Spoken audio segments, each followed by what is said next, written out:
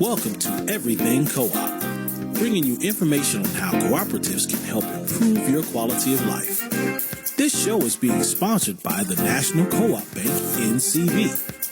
The NCB is dedicated to strengthening communities nationwide for the delivery of banking and financial services for the nation's cooperatives, their members, and other socially responsible organizations. For more information on the power of community ownership, visit ncb.coop. That's ncb.coop. Now stay tuned for your host, Vernon Oakes. Good morning, everybody. This is Vernon Oakes. Welcome to Everything Cooperative. This morning, I have the absolute pleasure of having a conversation with Shirley Sherrod. Mrs. Sherrod is, well, she's just one of my heroines. She's somebody, when I've heard about her history for the last 5 years, when I met her husband and her at a Federation of Southern Co-ops annual meeting in Alabama, and got a sense of her history, and I'm so glad that she's on today so we can talk about it. But Shirley, before we talk about, well, first, good morning, Shirley. Good morning.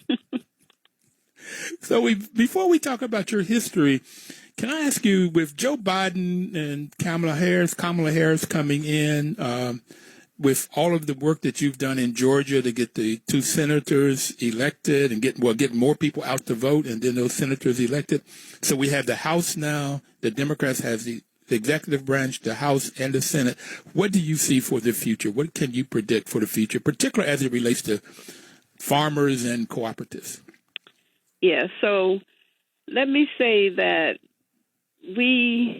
just because we've been able to get Biden and Harris elected, and just because we have the House and the Senate at this point, it doesn't mean we have to stop working. The job is not complete. We have to continue to work at the local level for the changes we need to see there and have that move on up to them. Now, we have to keep their feet at the fire because we are the reason they are there. And I've seen so many times in the past when we've worked hard to get people elected and we thought life was going to change, we thought Earth was going to move, and none of those things happened. We did the job and thought that was the end of it, that things would happen simply because we put people in place. I'm expecting a lot from them, but I also know that we can't stop working at the local level for those changes that we know we need to see. Got to keep working at the local level. Okay. That's right. It takes me back to, I worked really hard for integration of schools. We thought that was the answer. All of us thought that was the answer because our schools suffered. We didn't have what we needed for the education of our children, we felt. We didn't realize what we had, but we fought for integration. And then when schools were integrated, we thought that was it. And now look at where we are. We almost need that fight all over again. So we stopped doing what we needed to do to make sure it worked for everyone. So that's why I'm saying we have to work at the local level. We can't stop working at the local level because that's where the real change will happen for us. Keep working at the local level. Keep organizing. Keep the fight up. Keep going. Keep moving. That's the message. Yes. Okay. So in West Virginia, where I grew up, Shirley, we integrated in 1955. I was in the third grade. But my mother was from New York. My father was from West Virginia. I told my dad that the best decision he made in his life was meeting my mother in New York and convincing her, even kidnapping her to bring her to West Virginia. But her view was that white folks were, because she had grown up with white people, she'd gone to school with white people, and so it was okay. And so we went to the school that was closest to us. Mm-hmm. But that helped to change my life in both understanding white folk and really being called the N-word almost every day. So, yeah, I got that. And you were fighting for it. So it was after 1955 you were fighting for integration. Oh, yes, schools in my area, schools here in the county where I grew up didn't really integrate until almost 1970. Now, my sisters during the summer, of 65, when we started the civil rights movement in our county, 17 people integrated the white school that year and caught hell, every day in the schools, and didn't have the real support that was needed to get through that. In fact, they would have to ride the bus to the black school first and then be bused from there to the white school. And on rainy days, the people at the black school didn't even want them to come in the school. They were so afraid. They would not allow them to come in. And there were many other things that happened. Folks, I guess they had every right to be afraid when you look at the county where we came from and the history of the sheriffs and so forth in Baker County, Georgia. But, we didn't provide that ongoing support that was needed in the educational system because we thought the answer was integration. Yes, I understand that fear because that's what we had. We had to fight. Unfortunately, my father there was 3 boys. He taught us how to fight real early on. So the white boys wanted to fight, and we accommodated them. Yeah. That's unfortunate, but because it's not only the physical fights, but the emotional fights, those were the hardest. I got that. I lived that, and it didn't solve the problem we thought. Matter of fact, we lost a lot when we lost to black schools. Yes, we did. We had teachers who really cared, people who pushed us to excel and then reach back to help others. That was one of the main things I grew up with in the church and in the school. They expected you to do well, to represent people in that county and to reach back and help others. Well, those things, it'd be nice if we could teach that to everybody out there today, all these young folk. Yes. Teach us to excel and then reach back and help others. So you said the church was big and the school was big in your life. Yes. I always say that the doors of our church didn't open unless our family was there. So how many brothers and sisters did you have, Shirley? I have 4 sisters, and I have one brother. My mother was pregnant with my only brother when my father was murdered. In fact, he wanted a son so bad. He's a farmer, and he kept having girls. So there was a break in there. But 8 years after my youngest sister, my father convinced my mother to try one more time for the son. And when the doctor confirmed the pregnancy, he was giving out cigars, saying this was the boy. He didn't live to see him. Okay, so you mentioned your father was murdered. How did that happen? What happened there?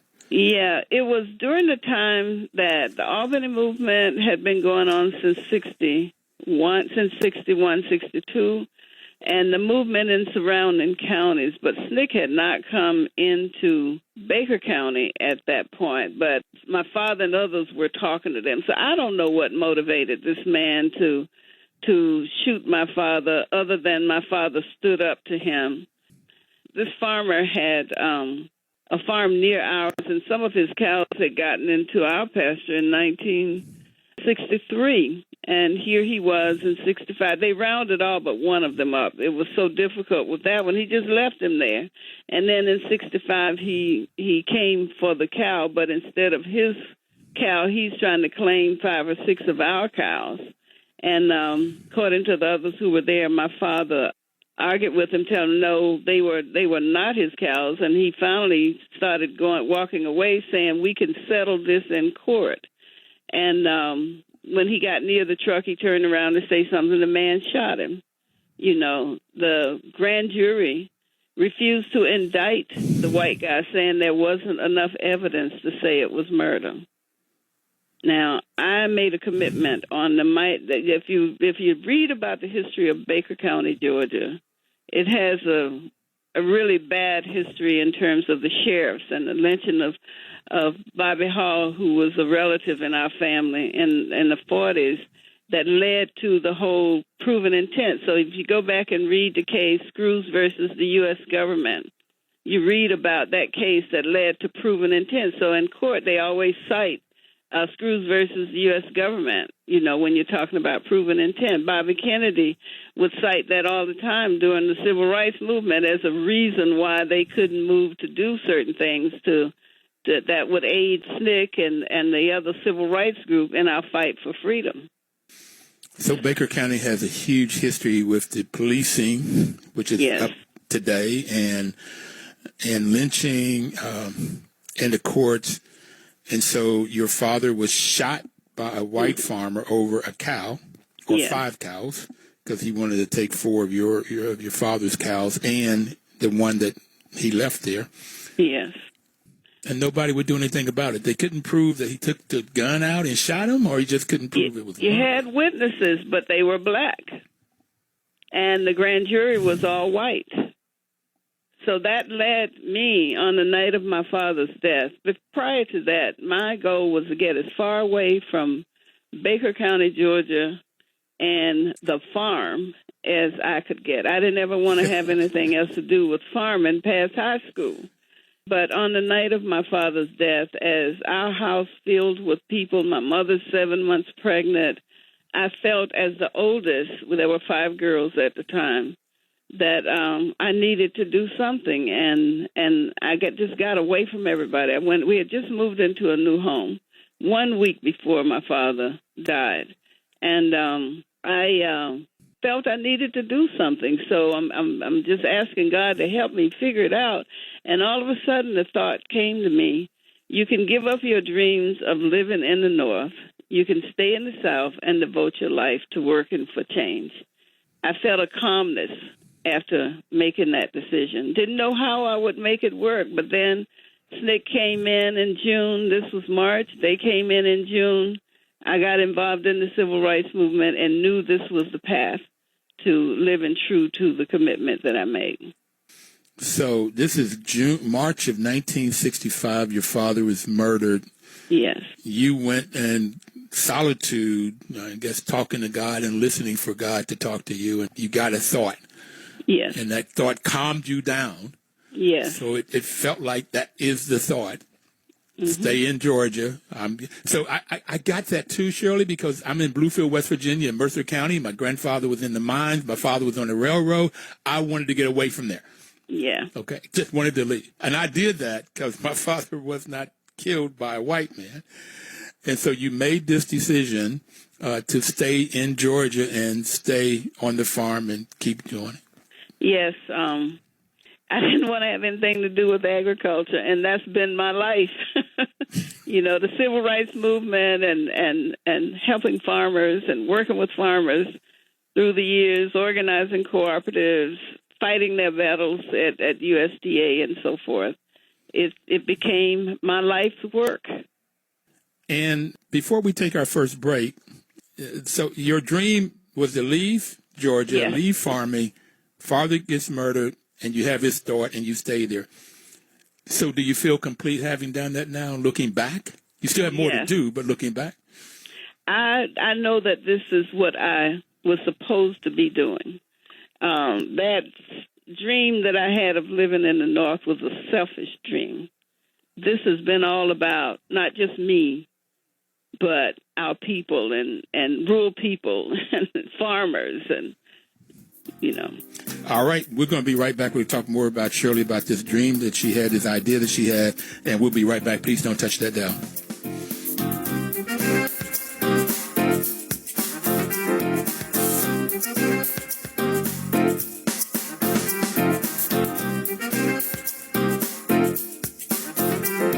Your news talk station. Welcome back, everybody. This is Vernon Oakes. I have Mrs. Shirley Sherrod, who's talking to us today about her history, her life. WL is a great partner. They've been a partner for 7.5 years now. They say their motto is information is power. And that first month in October, 7.5 years ago, Papa Sin from Senegal said it's not information that you get the power. Information is stored power. But it isn't powerful until you put action to it. And so we're talking to Shirley about the action that she has put forth now. She's 17. Her father has been murdered by a white farmer over a cow, 5 cows, and the jury won't do anything. There's no justice. And she sat and talked to God, and God said, stay here and work for the folks. Not a selfish idea of leaving and going to the north. That was her selfish idea. She has now an idea of helping. What she was taught in school was she was taught how to excel and then reach back and help others. And that's what she's been doing her whole life, helping others, creating co-ops, helping farmers.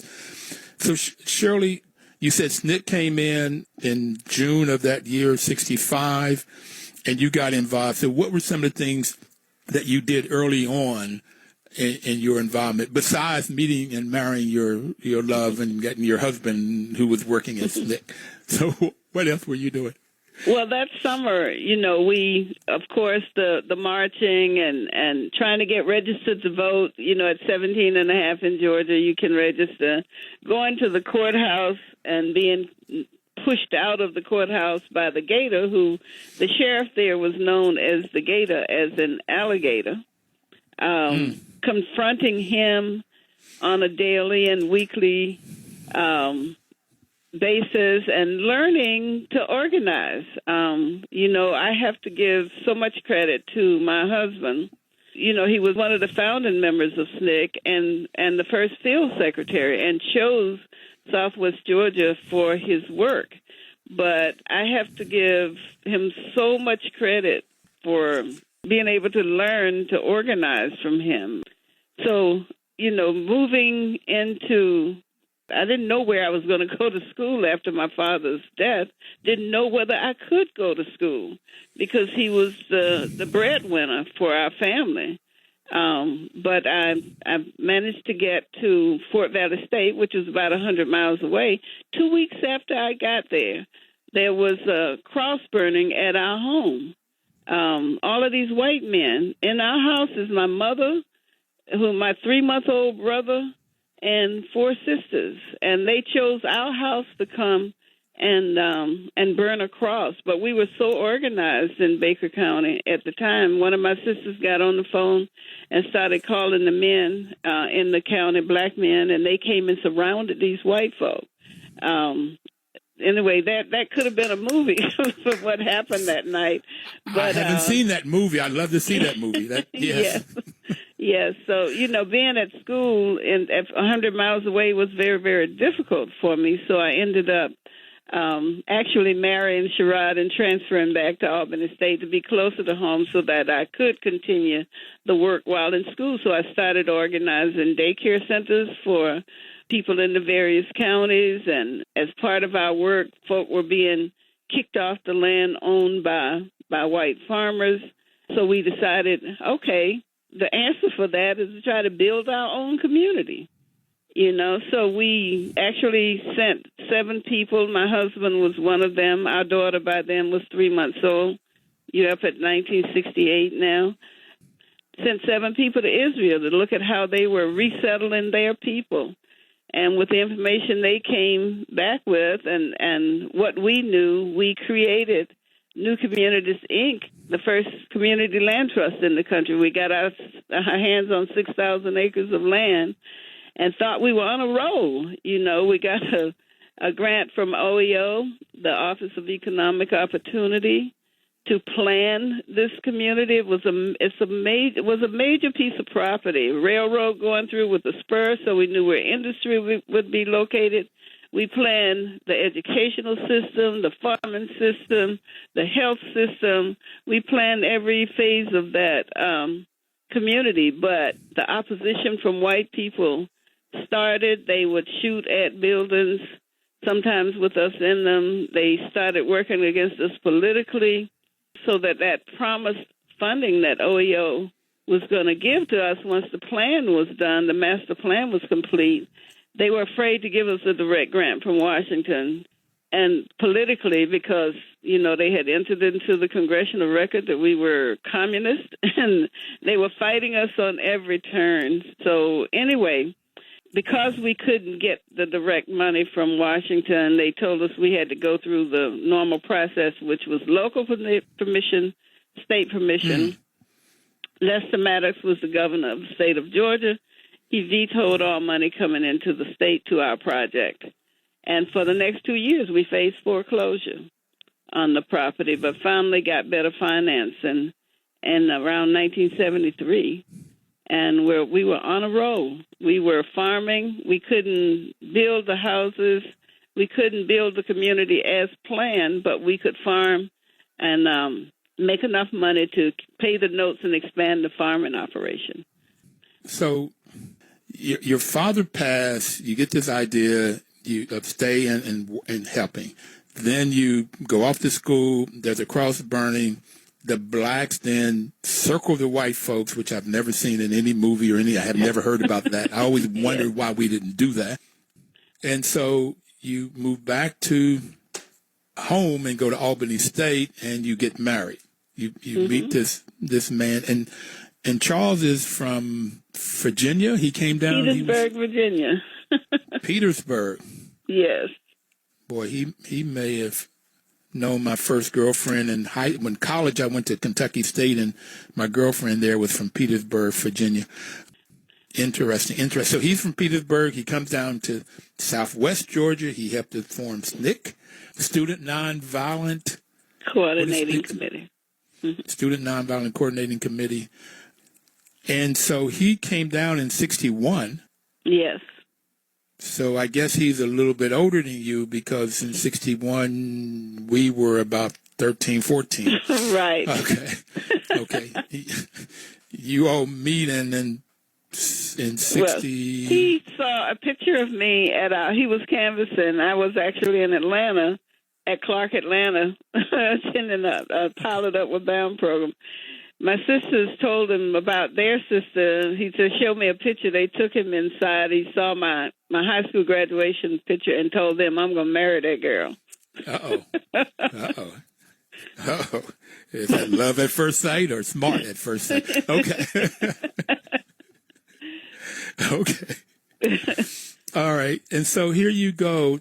He goes with 6 other people to Israel in 1968. Yes. So 68, and they learn about land trusts. Yes. Okay. How did you all do you have a sense of how they found out about going to Israel? What was in there? What was that knowledge? Bob Swan was someone who had worked on land trusts. We had not formed one here in this country, but Bob Swan was from, I think, New Hampshire. And we actually got some funding from the Norman Foundation. The National Sharecroppers Fund was involved. So, there were things going on around. I was trying to think of the name of the community in North Carolina that started. I can't think of the name of it now. But there was possibility of funding through OEO for exactly what we were thinking of doing. So going to look at the kibbutz and other operations in Israel was what they were going to do. Now, the kibbutz wouldn't work for us because children were raised communally. That would not happen. That wouldn't work here in this country. But we used parts of what they found and parts of what we knew and made the decision that we didn't ever want to lose the land. So one way of holding on to that land was to create this land trust so that people, for example, would get a long-term renewable lease for the land they would put their home on. And we would all own the land together. Okay, so you owned the land together, but you wouldn't raise the children in a community, so that kibbutz would not work. So the land trust of owning land. So that the sharecroppers in the 65, they were getting put off the land, 61, 65, because if they were trying to vote, white folks was putting them off the land. They were sharecroppers, I guess. Right. They were working somebody else's land. Yeah. They didn't own it. So the way of doing this is owning the land. And so you all raised the money, got the wherewithal. They get 6,000 acres in something called New Communities, Inc. Where did co-ops fit in there? You got 1 minute if you could quickly. Yes. We actually operated as a co-op. We all had a vote. We all played a role in the planning. For example, the farm committee met every Monday night. We worked on the farm together. We made decisions together. So we actually operated like a cooperative. All right, so we're going to take our second break here. We're going to come back and talk to Shirley about some of the other things that's happened to her in her life. She's had this major misfortune at 17 to lose her father from a white farmer's hands and with no justice. So we'll be back in a few minutes to talk to Shirley about what else has happened in her life and the lessons learned. We'll be right back. Please don't touch that dial.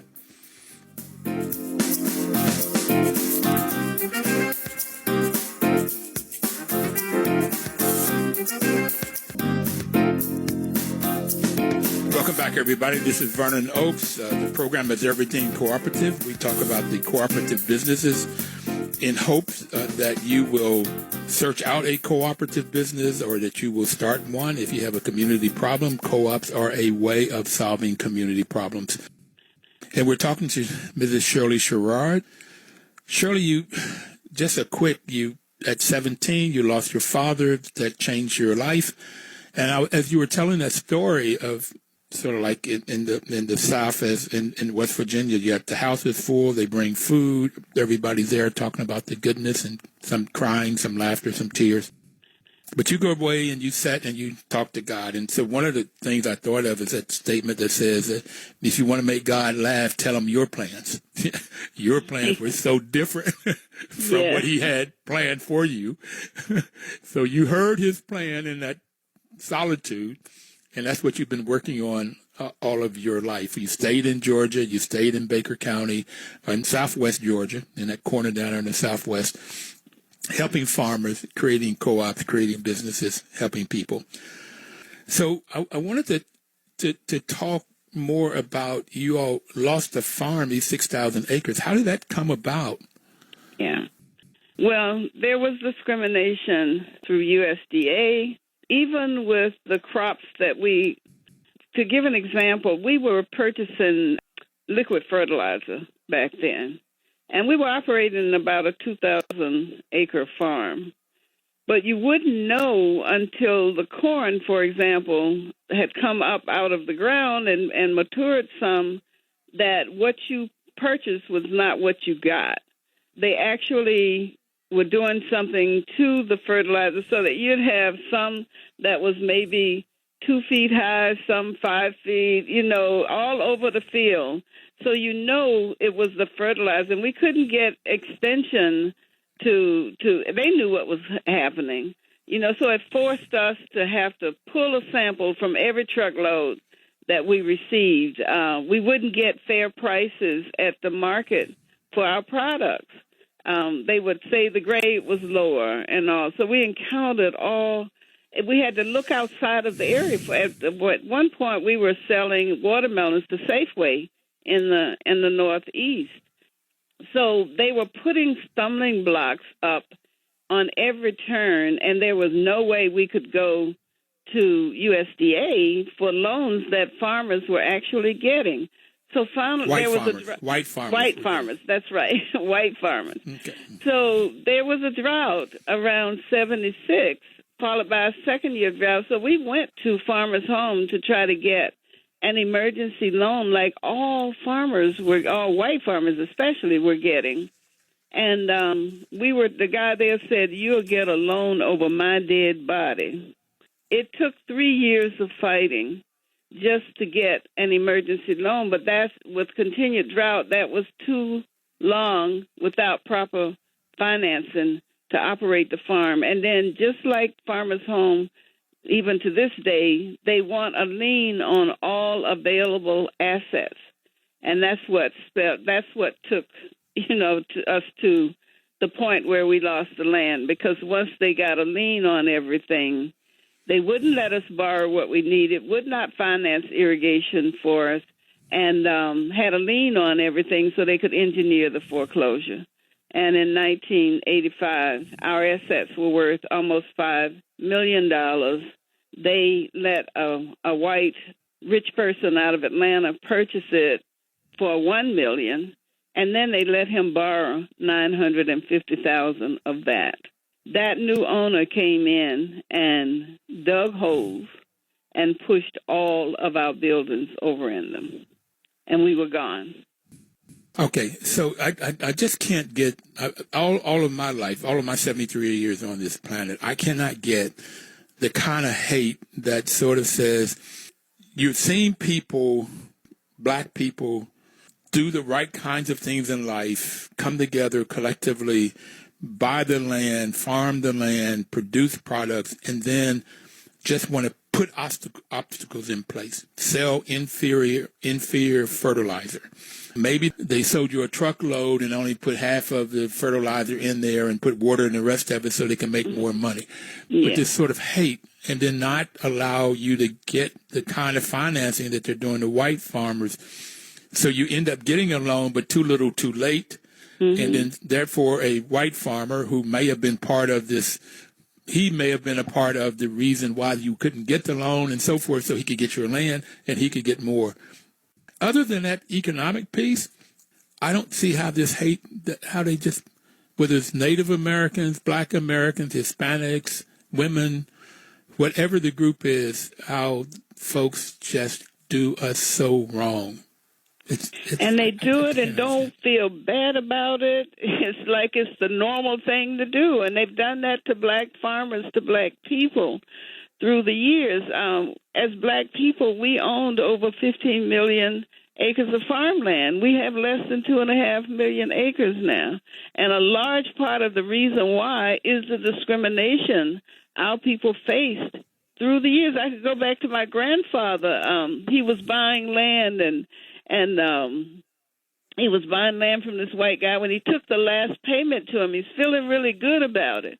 He's taking the last payment, and the man telling him, "No, you owe me more money." And my grandfather knew this was the last payment, but and turns out he was a relative to the person who killed my father. So if my grandfather had spoken up then, he probably would have been killed then.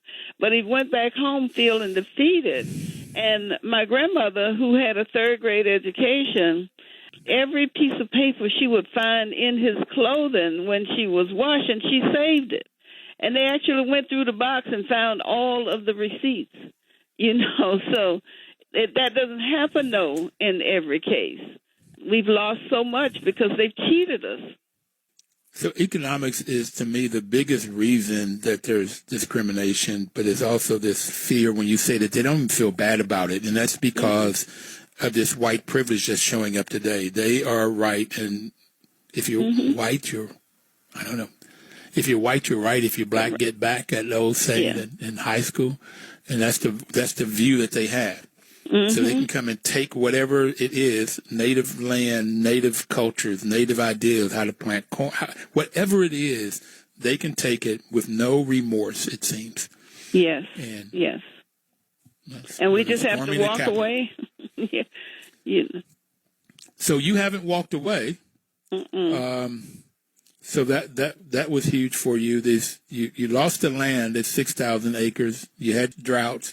The whole reason of the Department of Agriculture and the farmland. So somewhere in there, you started working for the Federation of Southern Co-ops, which got started in 1967 within the Civil Rights Movement. So how did that come about, and what were you doing there? Yeah, I have been organizing some statewide meetings in this area for the Federation, and then when we lost the land, here I was at a point where, what do I do now? I don't want to give up on the commitment that I made. Where will I work now? And the Federation was one place that I looked to, and of course they brought me on in July of '85. The land was actually sold at the courthouse steps in September of '85, and so I just started organizing farmers. I grew up on a farm. I had family members who were extension agents and so forth, when you had a black one for black folks and white one for white folks and vocational ag teachers. So I had learned a lot on the property, the 6,000 acres, but I also had learned a lot through the years. And when you make a commitment to stay and work, then, it's on you to also learn as much as you can so that you can be that resource for people who really need your help. So I just stepped right in there with the Federation. I remember early on one farmer called and said, I got a letter. I'm being summoned to come in for an appointment to the Farmers Home Office. And I said, okay, what time is it? I'll be there. We showed up at that office that morning. I want to show you the atmosphere that I had to work in as a woman. First of all, I'm a black woman dealing with black farmers who, I'm young and everything, but there were some lessons learned there with them. Anyway, we went into this office, sat down, and the man started telling them that he was going to foreclose on the farm, then the home. The farmer's wife started crying. One of the things I had to do was learn their regulations better than the person they had working in that office. So this guy's telling them what he's going to do, but there were some things he had to do first, and I knew that. So I knew he couldn't foreclose at that point, but he wouldn't stop talking. So I finally stopped him and asked him to put it in writing. Well, see, I knew he couldn't put that in writing. So he sat there and started looking at the floor. He was sitting at his desk. He was looking at the floor. The guy ended up turning his chair all the way around, looking at the floor, and then came back to eye contact with me and said, I ain't putting nothing in writing. So we went at it. I mean, I wish today I could tell you what I said to him. I cannot remember. I do know that in all I was saying, I realized the farmer's wife had stopped crying,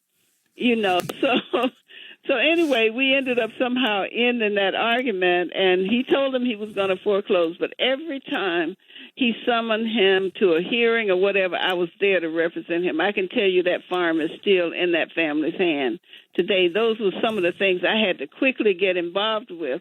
And then I started seeing that I needed to bring farmers together to work together, so we started organizing cooperatives. And because everything was so racist, you had to look outside of this area for markets and so forth. So at one point, one of the cooperatives that we organized at South Georgia Farmers Co-op in Boston, Georgia, was actually shipping seedless watermelons into Boston, Massachusetts. We were working with a group there called Red Tomato that secured the markets for us. So we were doing some things that farmers didn't have. Loading docks. I never forget the first day we were sending watermelons out. There are 5 tractor trailers there waiting to be loaded, and we still trying to bring watermelons from the field and didn't have a loading dock. I couldn't take it. I told the guys, I said, look, I've got to go. Y'all tell me how it works out, because it was just too stressful for me. But we did what we had to do. So learning is a big part of this. You said you had to learn their regulations. And one of the first reasons I like co-ops was the 5th principle. And the 5th principle is education, training, and information. Mm-hmm. Jessica Gordon Nimhard wrote a book called Collective Carriage. She's a black lady, a doctorate. And she said that a lot of the black farmers did exactly what you all would meet every Monday night. Mm-hmm. And a part of that was knowledge, learning, continually learning, continually growing. Education bees, if you will. Mm-hmm. So that's a big part of it. And I want all young people out, young and old, no matter what age, you've got to keep learning, got to keep learning, got to keep learning. We're going to take our final break. And I knew this was going to go fast. I've got much more questions than we have time. So when we get back, I want to come back and talk about the suit you all won, what you're doing now, and a little bit more on what you said. You have to keep the fight up, no matter if Biden and Harris are in or Warnock and Ossoff are in. You have to keep the fight at the local level, the grassroots level. We'll be right back to talk more about it.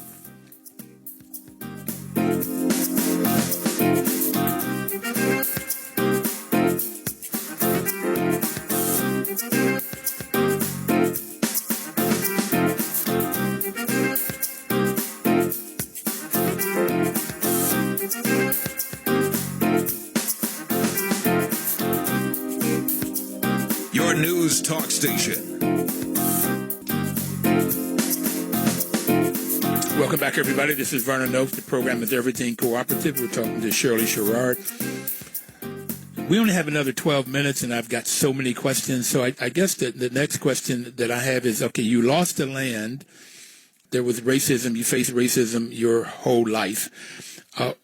What did you do next? I understand you sued the government. So how was that like? What was that like after you were working at the Federation of Southern Co-ops, and you all get together and you sue the government?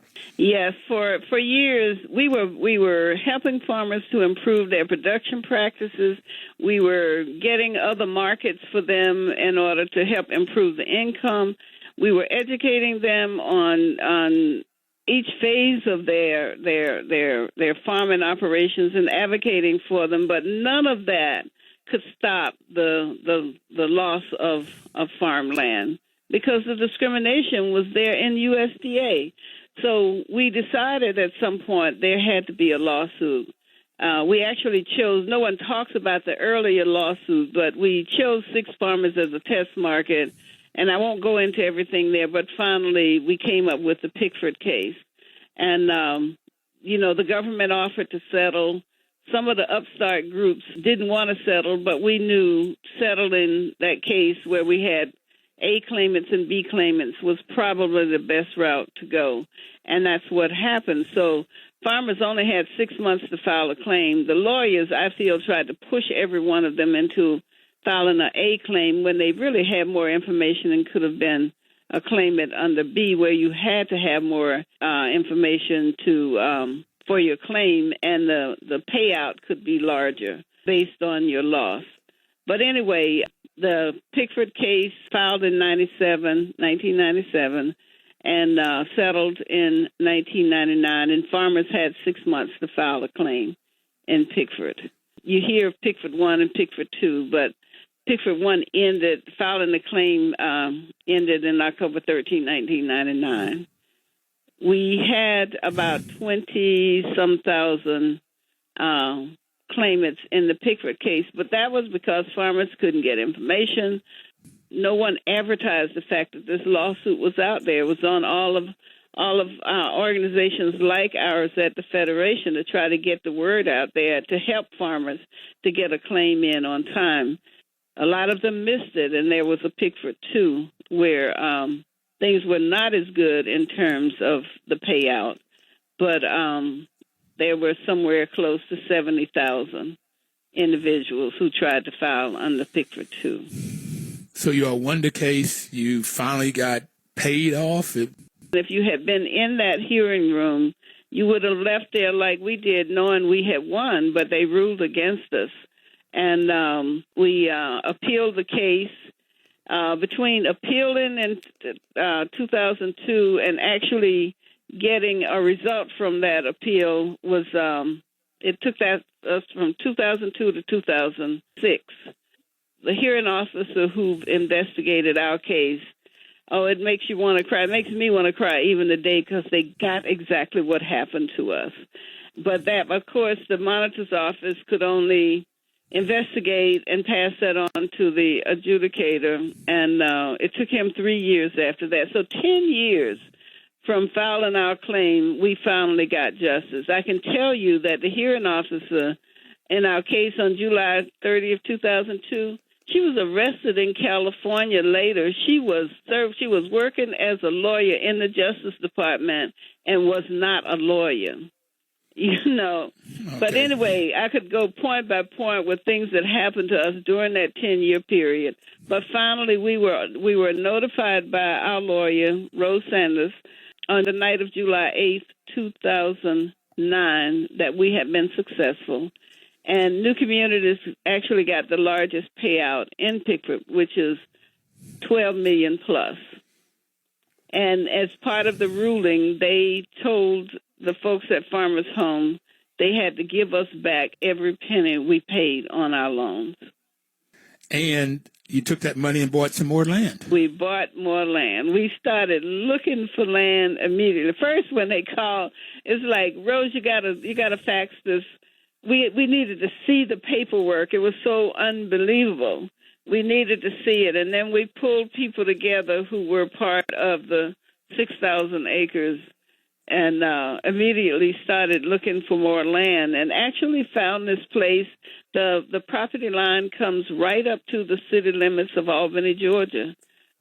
I had a problem because it was a plantation, and the house was referred to as an antebellum home, and I'm thinking, why would we want this? But the more we learned about the history of the place after we purchased it, I realized this was where we were supposed to end up. They took 6,000 acres from us, and God gave us a plantation where so many improvements had been made. You know, the previous owner spent $3 million restoring the antebellum home. There's an 85-acre lake. He had built some cottages on the lake. It's prime farmland. You know, we have a major operation going there. We are working and training other farmers. We are developing a pecan co-op right now, and, you know, just still trying to continue with this dream of helping our people. There's not enough land to build houses and making a subdivision or anything there, or villages,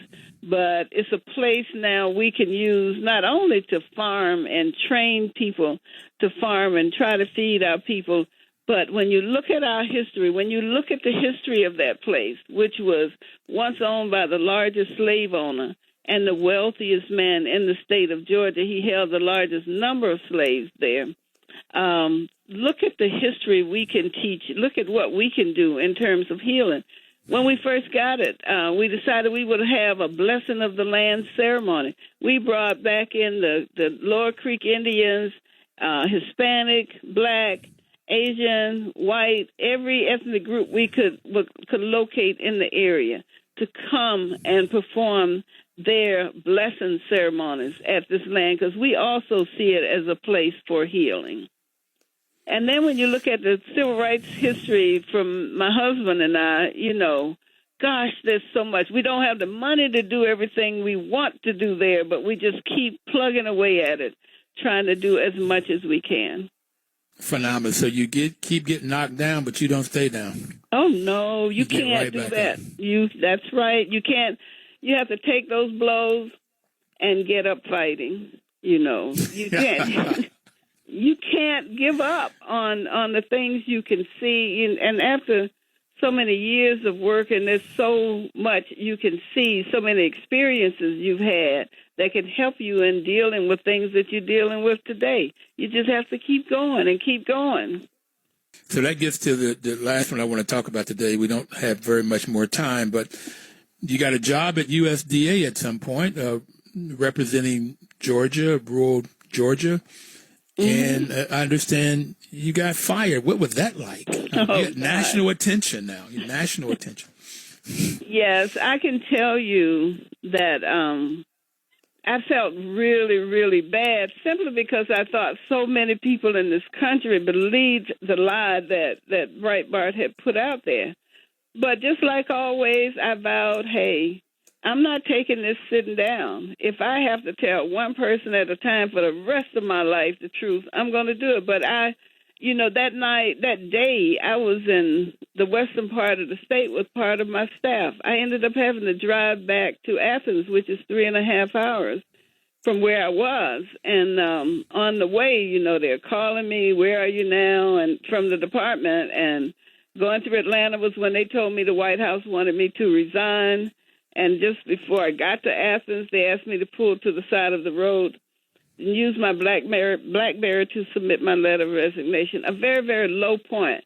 But again, I'm thinking about the president and what effect this is having on him. That's why I said I'll go on and resign.